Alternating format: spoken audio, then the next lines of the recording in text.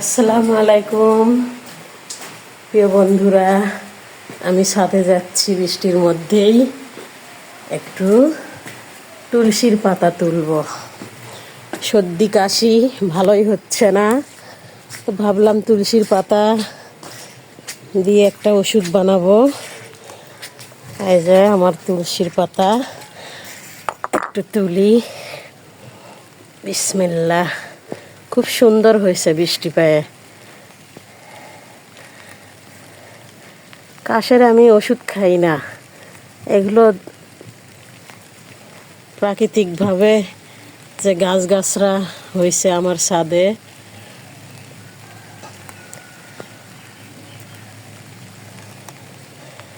ঘরোয়াভাবে আমি একটা রেমেডি তৈরি করি, ওইটা দিয়েই কাশের ওষুধ খুব সুন্দর হয়। দেখেন কচুগুলো আবার কত সুন্দর হয়েছে। এই পাশে শিমের গাছের মধ্যেও তুলসীর গাছ হয়েছে।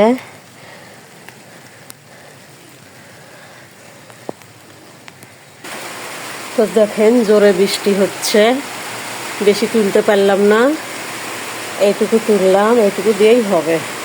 কারণ আরও এর সঙ্গে অনেক ধরনের উপকরণ দিব, দিয়ে সুন্দর একটা রেমেডি তৈরি করব কাশির জন্য, সর্দি কাশির। তা চলুন যাই শুরু করা যাক। বৃষ্টি শুরু হয়েছে তো হয়েছে, ছাড়াছাড়ি নাই। সকালবেলা ছেলেকে নিয়েও ভিজে ভিজে গেছিলাম কোচিংয়ে, প্রাইভেট কোচিং করে নিয়ে আসলাম। দেখেন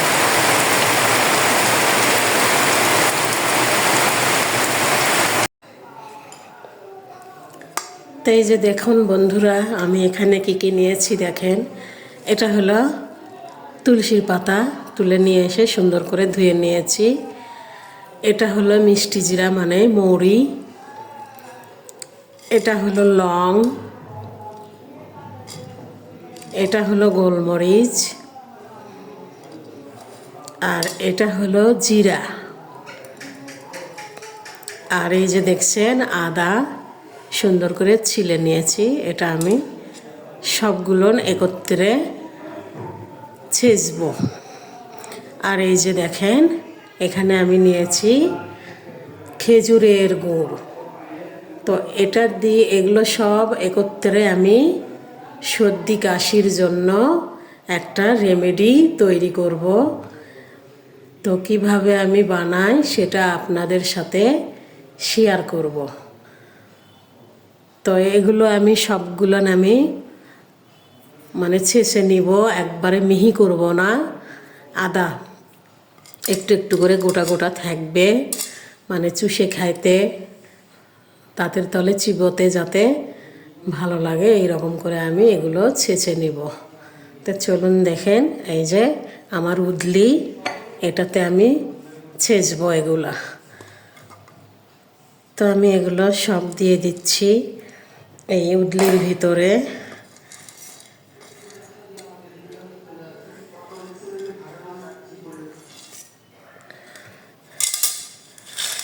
এগুলো শুকনো উপকরণগুলো আগে আমি ছেঁচিয়ে নেব, তারপরে আদা পাতা এগুলো দিয়ে দেব।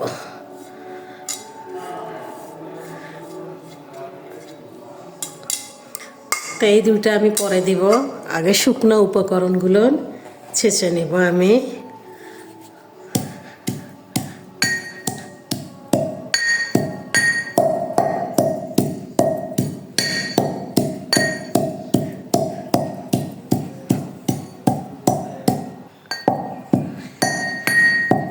ছেঁচা আমার প্রায় হয়েই গেছে। দেখেন বন্ধুরা, এইভাবে ছেঁচতে হবে, একটু দানা দানা যাতে থাকে সেইভাবে ছেঁচে নিয়েছি। এখন এর ভিতরে আমি তুলসী পাতা দেব। বিসমিল্লাহ।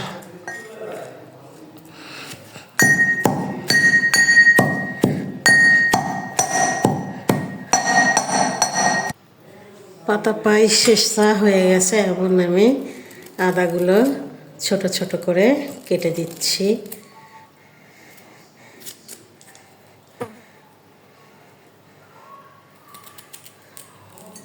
আদাগুলোর আঁশ আঁশ জাতীয় আদা।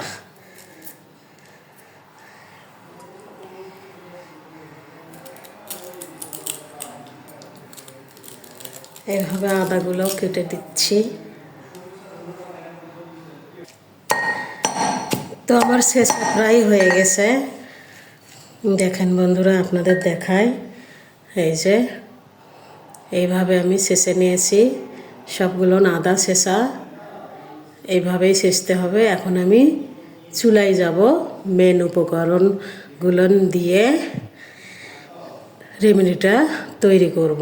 মেন উপকরণ মানে গুড়, খেজুর গুড়, কুষার গুড় দিয়েও হয়, তো আমার বাসায় খেজুর গুড় ছিল, ওইটা দিয়ে আমি বানাবো। তো চলুন দেখেন আমি কিভাবে তৈরি করি। তো চুলায় আমি প্যান বসাইছি, এখন আমি এগুলো দিয়ে দিব। অনেকগুলান হবে, অনেক উপকারী একটা রেমেডি এটা। এখন যেহেতু সর্দি কাশির সময়, এটা খুব প্রয়োজনীয় একটা রেমেডি আমার। এই যে গুড়গুলান দিয়ে দিচ্ছি, গুড় হয়তো আরও লাগতে পারে, কারণ উপকরণগুলো সবগুলানি বেশি বেশি দেওয়া হয়ে গেছে। তো এটা আমি এখন নেড়ে চেড়ে সুন্দর করে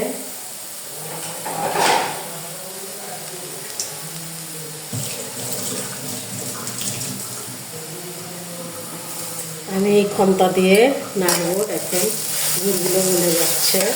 এই গুড়টাই হলো মেন উপকরণ। আঠালো হবে, জালটা একটু ছোটো করে দিলাম, গুড়টা গলে যাবে।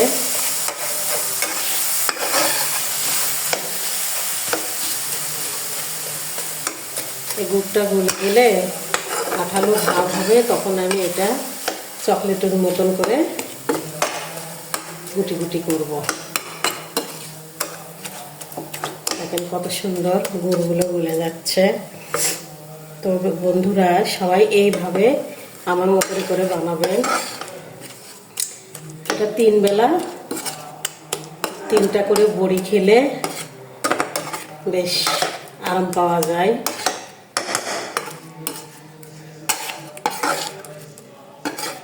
আর এতে যে সমস্ত উপকরণগুলো দিয়েছি সবগুলো সর্দি কাশির জন্য একদম পারফেক্ট। এই জন্য এই রেমেডিটা খুব ভালো কাজ করে। তো এই যে দেখেন গুড়গুলো আমার গোলায় যাচ্ছে।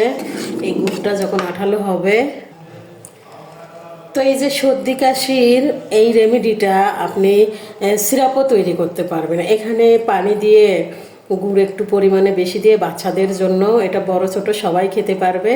বাচ্চাদের জন্য যদি ওই যে দানা দানা বড়ি না খেতে পারে, তাহলে সিরাপ করে খাওয়ানো যাবে। এখানে পানি দিয়ে গুড় বেশি করে দিয়ে জাল করতে হবে। আর হচ্ছে একটু আঠালো আঠালো ভাব হলে তখন হচ্ছে এটা নামিয়ে এই সিরাপটা ছেঁকিয়ে নিতে হবে। তাহলে বাচ্চাদেরকেও খাওয়ালে আমার মনে হয় বাজারের ওষুধ প্রয়োজন হবে না।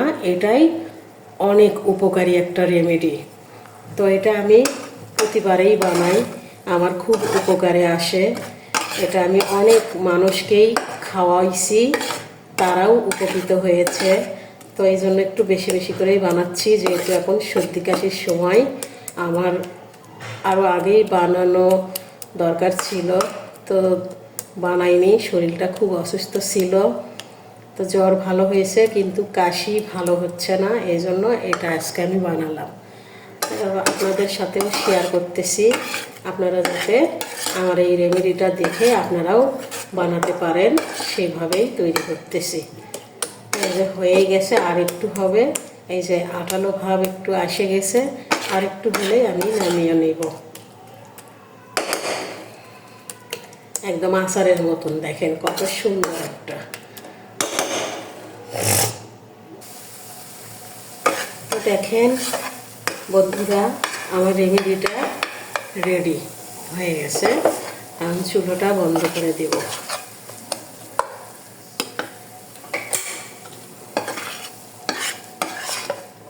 অনেক সুন্দর হয়েছে। এটা গরম থাকতেই ছোট ছোট করে বুনবুনি বানাতে হবে, না বানালেও চলবে। আমি এইভাবেও রেখে দেই, একটা স্টিলের কৌটাতে রেখে দিব বা কাঁচের কৌটাতে, খুব সুন্দর থাকবে। তো আমি কিভাবে বানাই একটু দেখাবো আপনাদের। তো দেখেন বন্ধুরা, আমি কিভাবে এগুলোকে শেপ দিব।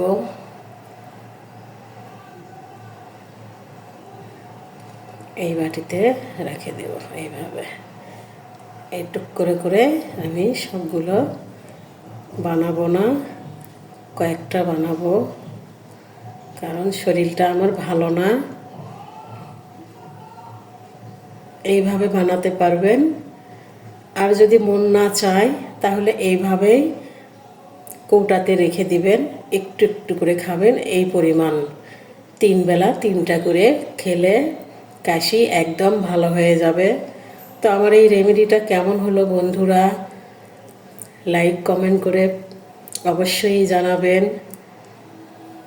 আর আমার এই রেমেডি যদি দেখে ভালো লাগে আপনারাও বানাবেন, খেয়ে দেখবেন। আমি 100% গ্যারান্টি দিচ্ছি, এটা খেলে কাশ একদম 1 সপ্তাহের মধ্যেই গায়েব হয়ে যাবে, 1 সপ্তাহ লাগবেও না। তো এইভাবে বানাতে হবে। পরে গোল শেপ দিব, প্রচুর গরম এখন, পরে একটু শেপ দিব। তো এইরকম করে আমি বানাবো। তো কেমন হলো আমার এই রেমেডি, সবাই ভালো থাকবেন, সুস্থ থাকবেন, আমার জন্য দোয়া করবেন। আমার চ্যানেলটা অবশ্যই অবশ্যই সাবস্ক্রাইব করবেন বন্ধুরা। সবাই ভালো থাকবেন। আল্লাহ হাফেজ।